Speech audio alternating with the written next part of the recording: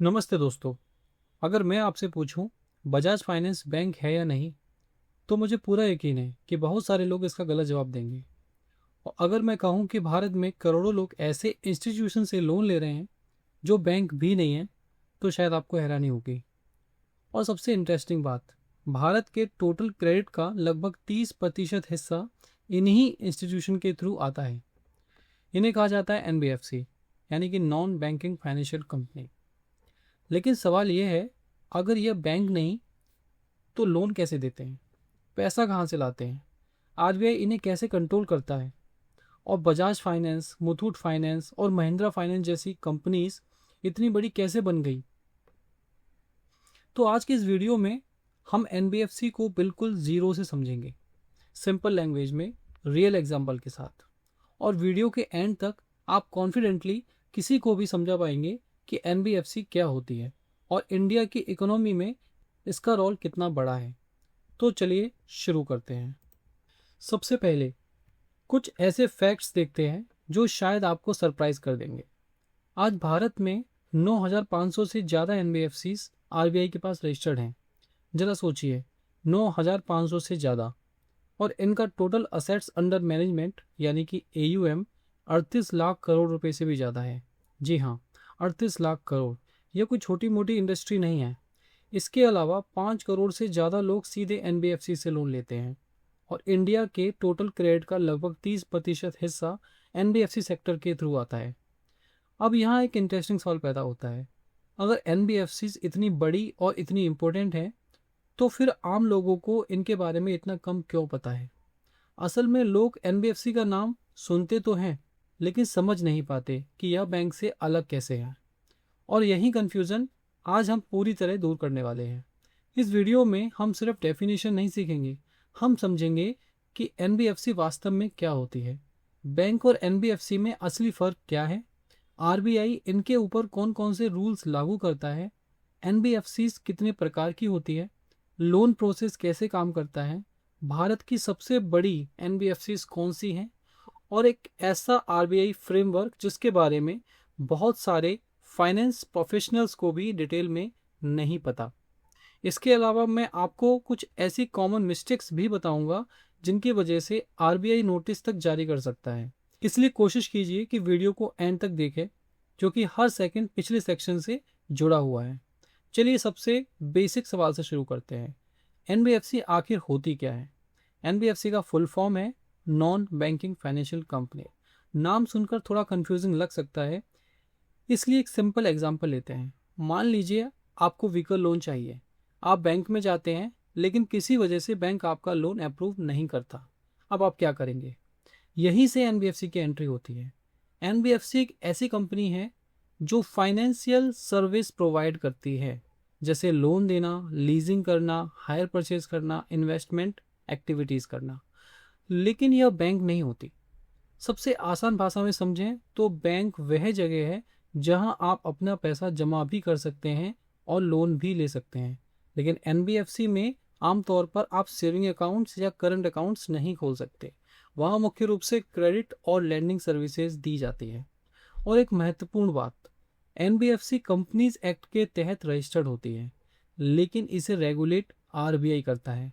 यानी companies act और RBI दोनों की ओवरसाइट इस पर रहती है। यही एनबीएफसी की फाउंडेशन है, और आगे की पूरी डिस्कशन इसी पर आधारित होगी। अब आते हैं सबसे कॉमन कंफ्यूजन पर, बैंक और एनबीएफसी में आखिर फ़र्क क्या है। क्योंकि बहुत से लोग बजाज फाइनेंस को भी बैंक समझ लेते हैं, लेकिन रियलिटी अलग है। पहला फ़र्क है regulation. Banks banking regulation act के तहत ऑपरेट करते हैं, जबकि एनबीएफसी कंपनीज एक्ट और आरबीआई एक्ट के कॉम्बिनेशन के तहत ऑपरेट करती है। दूसरा फर्क है डिपॉजिट्स। बैंक में आप सेविंग अकाउंट्स और करंट अकाउंट खोल सकते हैं, लेकिन अधिकांश एनबीएफसीज में यह सुविधा नहीं होती। तीसरा फर्क है payment system. Bank NEFT, RTGS, UPI और चेक फैसिलिटीज देते हैं, एनबीएफसीज ऐसा नहीं करती। चौथा फर्क है सीआरआर और एसएलआर। बैंक्स को आरबीआई के रूल्स के अनुसार सीआरआर और एसएलआर मेंटेन करना पड़ता है, एनबीएफसीज को यह मेंटेन नहीं करना पड़ता। पांचवा फर्क है इंश्योरेंस प्रोटेक्शन। बैंक डिपॉजिट्स पर DICGC इंश्योरेंस प्रोटेक्शन मिलती है, लेकिन NBFC डिपॉजिट्स पर यह प्रोटेक्शन उपलब्ध नहीं होती। एग्जाम्पल्स लेते हैं, जैसे कि SBI, HDFC बैंक और ICICI बैंक्स, ये बैंक्स हैं, जबकि बजाज फाइनेंस, मुथूट फाइनेंस और महिंद्रा फाइनेंस NBFCs हैं। यही कारण है कि दोनों फाइनेंशियल सेक्टर में होने के बावजूद इनकी स्ट्रक्चर और रिस्पॉन्सिबिलिटीज अलग अलग हैं। अब सवाल आता है, क्या सभी NBFC एक जैसी होती हैं? नहीं। RBI ने अलग अलग एक्टिविटीज़ के आधार पर NBFCs को कई कैटेगरीज में डिवाइड किया है। सबसे कॉमन कैटेगरी है NBFC ICCI, investment and credit company. India की अधिकांश लैंडिंग NBFCs इसी कैटेगरी में आती हैं। Vehicle loan, personal loan, business loan, ये सब यहाँ देखने को मिलते हैं। दूसरी कैटेगरी है NBFC MFI, micro finance institution. यह मुख्य रूप से रूरल एरियाज और लो इनकम बोरोअर्स को छोटे छोटे लोन्स देती है।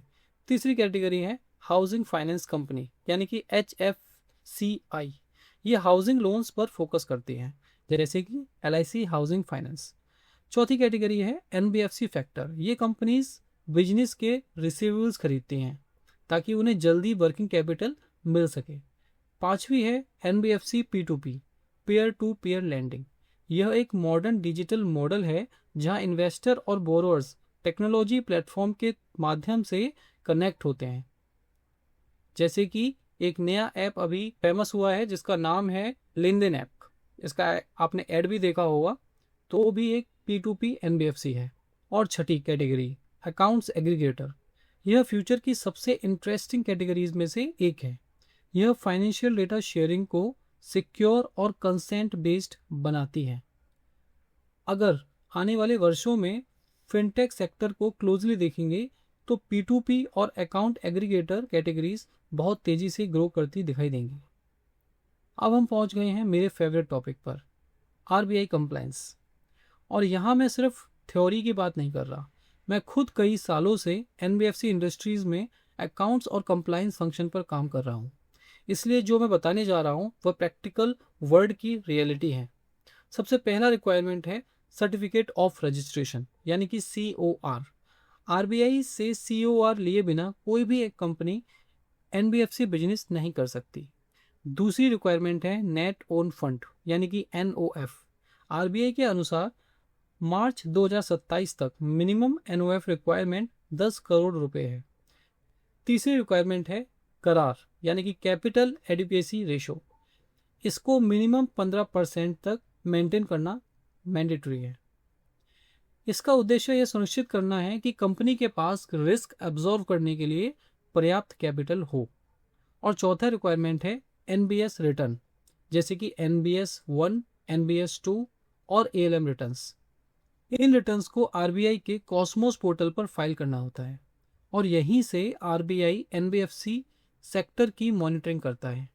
ध्यान रखिए, कंप्लायंस सिर्फ पेपर वर्क नहीं है, कंप्लायंस ही वह रीज़न है जिसकी वजह से RBI इंडस्ट्री पर ट्रस्ट कर पाता है। अब थ्योरी काफ़ी हो गई है, चलिए एक रियल लाइफ एग्जांपल देखते हैं। मान लीजिए रमेश जी आगरा के रहने वाले हैं और वह एक ऑटो रिक्शा ड्राइवर है। उन्हें नया CNG 3 व्हीलर खरीदना है। व्हीकल की कॉस्ट है 2.5 लाख रुपए, लेकिन उनके पास पूरा पैसा नहीं है। अब वह एक NBFC के पास जाते हैं। सबसे पहला step application, loan application submit की जाती है। दूसरा स्टेप KYC और डॉक्यूमेंट्स वेरिफिकेशन। तीसरा स्टेप क्रेडिट अप्रेजल, यहाँ सिविल स्कोर, इनकम और रीपेमेंट कैपेसिटी देखी जाती है। चौथा स्टेप है लोन सैंक्शन, लोन अमाउंट और टर्म्स फाइनल किए जाते हैं। पांचवा स्टेप है डिसबर्समेंट, लोन अमाउंट डीलर को या फिर बोरोअर के अकाउंट में रिलीज किया जाता है। और फिर आता है छठा स्टेप EMI साइकिल, हर महीने रीपेमेंट शुरू हो जाती है। मान लीजिए रमेश जी को 2.5 लाख रुपए का लोन मिला 36 महीने के लिए 18% एनुअल इंटरेस्ट रेट पर, तो उनकी EMI लगभग 9,030 रुपये प्रति माह बनेगी। और जब तक लोन पूरी तरह क्लोज नहीं होता, व्हीकल NBFC के फेवर में हाइपोथिकेटेड रहता है। यही बेसिक प्रोसेस है जिसके माध्यम से अधिकांश NBFCs लैंडिंग बिजनेस ऑपरेट करती हैं। तक हमने समझ लिया कि NBFC क्या होती हैं, लेकिन अब एक सवाल, अगर एनबीएफसी इतनी पावरफुल है तो इंडिया की सबसे बड़ी एनबीएफसी कौन सी है? चलिए देखते हैं। सबसे पहले नाम आता है बजाज फाइनेंस। यह इंडिया की सबसे बड़ी एनबीएफसी में से एक है और कंज्यूमर इलेक्ट्रॉनिक्स से लेकर पर्सनल लोन और बिजनेस लोन तक इनका प्रेजेंस लगभग हर जगह है। दूसरे नंबर पर आती है मुथूट फाइनेंस। अगर आपने कभी गोल्ड लोन का नाम सुना है तो मुथूट का नाम आपने जरूर सुना होगा। इनका बिजनेस मॉडल बहुत सिंपल है, गोल्ड रखिए, लोन लीजिए। तीसरे नंबर पर है महिंद्रा फाइनेंस। व्हीकल फाइनेंस और रूरल लैंडिंग में इनकी मजबूत पकड़ है। इसके बाद आती है Shriram finance. Commercial vehicle, trucks, transport sector, यह इनकी स्पेशलिटी है। फिर आती है हाउसिंग फाइनेंस सेगमेंट की बड़ी कंपनी एचडीएफसी लिमिटेड, और एल&टी फाइनेंस भी इंडिया की लैंडिंग एनबीएफसी में शामिल है। अब एक बार रुककर सोचिए, ये सभी कंपनीज बैंक नहीं हैं, फिर भी लाखों करोड़ रुपए का बिजनेस मैनेज करती हैं। यही एनबीएफसी सेक्टर की ताकत है। अब मैं आपको एक ऐसा टॉपिक बताने जा रहा हूँ जो इंटरव्यू में भी पूछा जाता है और इंडस्ट्री में भी बहुत इंपॉर्टेंट माना जाता है। SBR framework, scale based regulation. RBI ने 2022 में इसे इंट्रोड्यूस किया था। पहले क्या होता था, छोटी एनबीएफसी हो या बड़ी, लगभग एक जैसे कंप्लायंस रूल्स लागू होते थे। लेकिन आरबीआई ने कहा यह अप्रोच प्रैक्टिकल नहीं है, क्योंकि 500 करोड़ की एनबीएफसी और 3 लाख करोड़ की एनबीएफसी को एक जैसे रूल से रेगुलेट नहीं किया जा सकता। इसलिए आरबीआई ने एनबीएफसी को 4 लेयर में डिवाइड किया। पहली लेयर है बेस लेयर। यहाँ मेजॉरिटी एनबीएफसी आती हैं।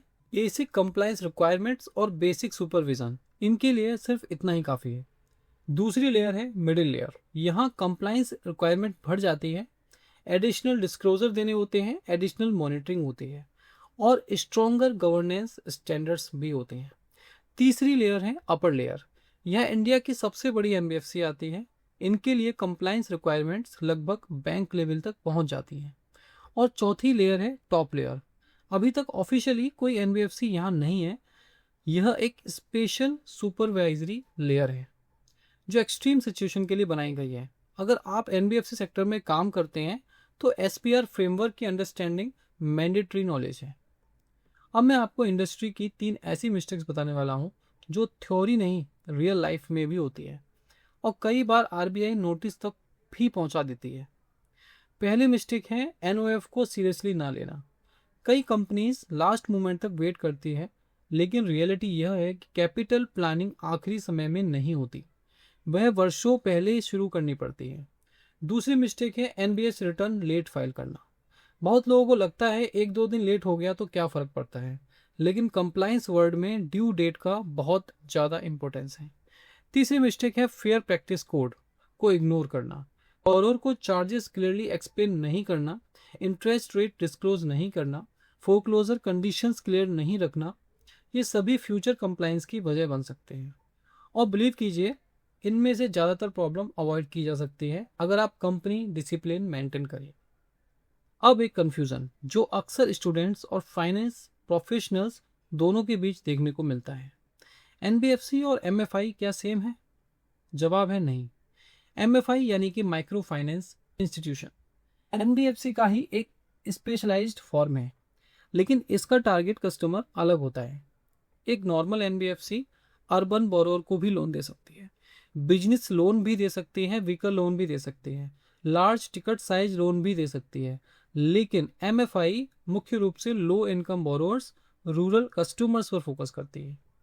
यहाँ लोन साइज भी कंपैरेटिवली छोटा होता है और कई केसेस में लैंडिंग ग्रुप मॉडल पर होती है, जिसे जॉइंट लायबिलिटी ग्रुप या जेएलजी कहा जाता है। इसलिए हर एमएफआई एक एनबीएफसी हो सकती है, लेकिन हर एनबीएफसी एमएफआई नहीं होती। यह डिफरेंस समझना बहुत इंपॉर्टेंट है। अब एक बहुत इंटरेस्टिंग सवाल, एनबीएफसी खुद लोन देती है, लेकिन एनबीएफसी के पास पैसा कहाँ से आता है?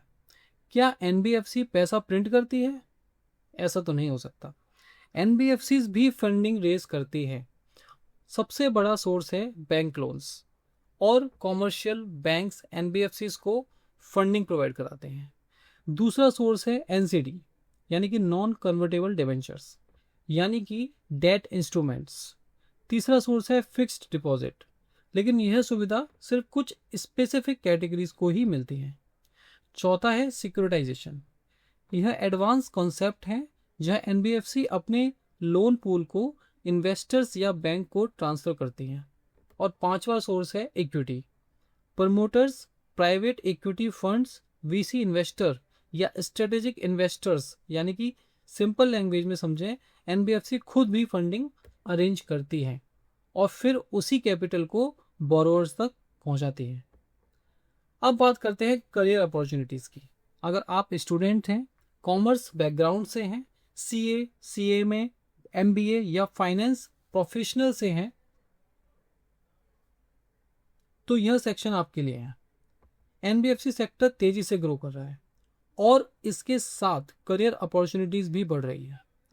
Credit analyst, compliance officer, accounts manager, risk manager, branch manager और सीएफओ तक हर रोल की अपनी अपनी इंपॉर्टेंस है। लेकिन मैं अपनी पर्सनल ऑब्जर्वेशन बताऊं तो आने वाले सालों में कंप्लायंस और अकाउंट्स प्रोफेशनल्स की डिमांड सबसे तेजी से बढ़ने वाली है। क्यों? क्योंकि आरबीआई लगातार रेगुलेशंस मजबूत कर रहा है और इंडस्ट्री को ऐसे प्रोफेशनल चाहिए जो कंप्लायंस को प्रैक्टिकली समझते हों। इसलिए अगर आप करियर बिल्ड करना चाहते हैं तो अकाउंट्स और कंप्लायंस का कॉम्बिनेशन बहुत पावरफुल हो सकता है। तो चलिए पूरी वीडियो को 1 मिनट में रिकैप करते हैं। आज हमने सीखा कि एनबीएफसी एक फाइनेंस कंपनी है जो लैंडिंग और फाइनेंशियल सर्विस प्रोवाइड कराती है, लेकिन बैंक नहीं होती। हमने बैंक और एनबीएफसी को मेजर डिफरेंसेस समझे, एनबीएफसी के डिफरेंसेस टाइप्स देखे, आरबीआई कंप्लायंस रिक्वायरमेंट समझी, एसबीआई फ्रेमवर्क जाना, कॉमन मिस्टेक समझी, अर्निंग सोर्सेज समझे और करियर अपॉर्चुनिटीज भी देखी। अगर आपने यहाँ तक वीडियो देखा है तो अब आप एवरेज पर्सन से कहीं ज़्यादा एनबीएफसी सेक्टर को समझते हैं। तो दोस्तों, उम्मीद करता हूँ कि अब एनबीएफसी आपके लिए एक अननोन वर्ड नहीं रहेगा।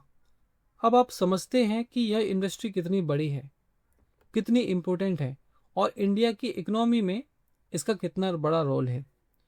अगर वीडियो हेल्पफुल लगी हो तो प्लीज़ लाइक कीजिए, चैनल को सब्सक्राइब कीजिए और कमेंट सेक्शन में सिर्फ एक शब्द लिखिए, एनबीएफसी क्लियर, ताकि मुझे पता चले कि यह टॉपिक आपको कितना समझ में आया। और अगर कोई डाउट है तो भी उसे कमेंट में लिखिए। मैं कमेंट पढ़ता हूँ, जहाँ पॉसिबल होता है मैं रिप्लाई भी करता हूँ। अगली वीडियो में हम आरबीआई कॉस्मोस पोर्टल पर एनबीएस 1 रिटर्न फाइलिंग को प्रैक्टिकल तरीके से समझेंगे। मैं हूँ राहुल चौहान, आपका बहुत बहुत धन्यवाद। फिर मिलेंगे अगली वीडियो में, तब तक सीखते रहिए, ग्रो करते रहिए और कंप्लायंट रहिए। जय हिंद।